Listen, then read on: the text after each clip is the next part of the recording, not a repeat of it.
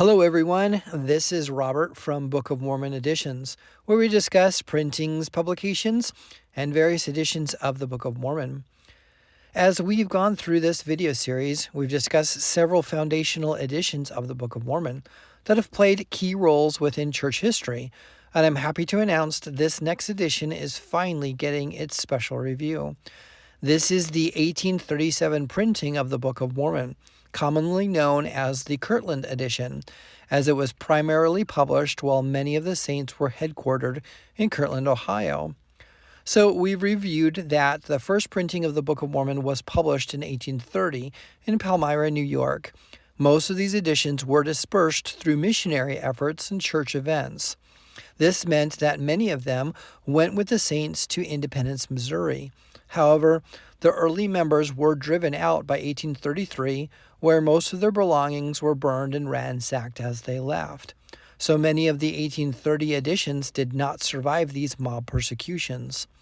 In addition, more and more individuals were joining the church, and by the mid-1830s, Joseph Smith and Oliver Cowdery made a plan to print this second edition of the Book of Mormon. So, hence this second printing of the Book of Mormon was published in Kirtland, Ohio. This volume is smaller than the 1830 volume and was meant to be small enough to place in a satchel or inner coat pocket.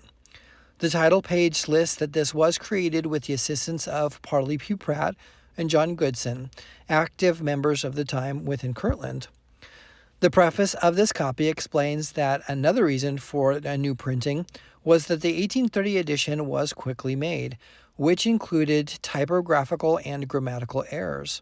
So Joseph and Oliver took the 1830 copy of the Book of Mormon and the printer's manuscript and went through the text to update and edit for a new printing. For example, the 1830 text has a lot of phrases containing the words, "and after that, ... This 1830 text drops the word "that" to make the phrases better.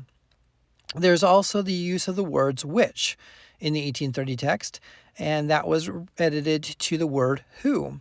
Once again, all from Joseph and Oliver going through the text and making these edits as needed.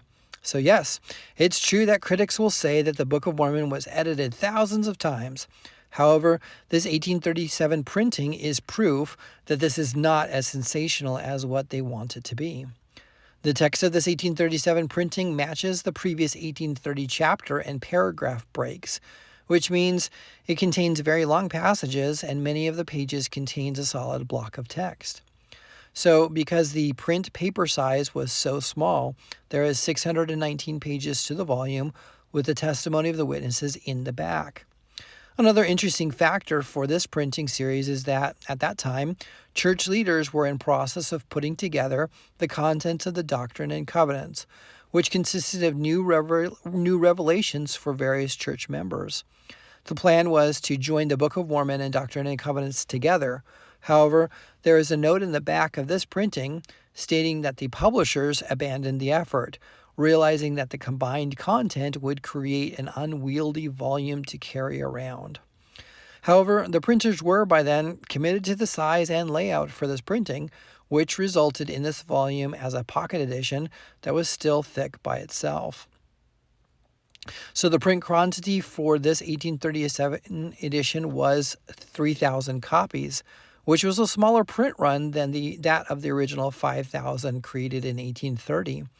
Over time, this printing has not survived well, and it's said that there are less surviving copies of the 1837 text now than what's surviving of the 1830 printings.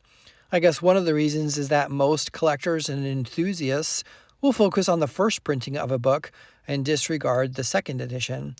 So there are less surviving copies of the 1837 Book of Mormon, and it's not been sought after as compared to the 1830 edition.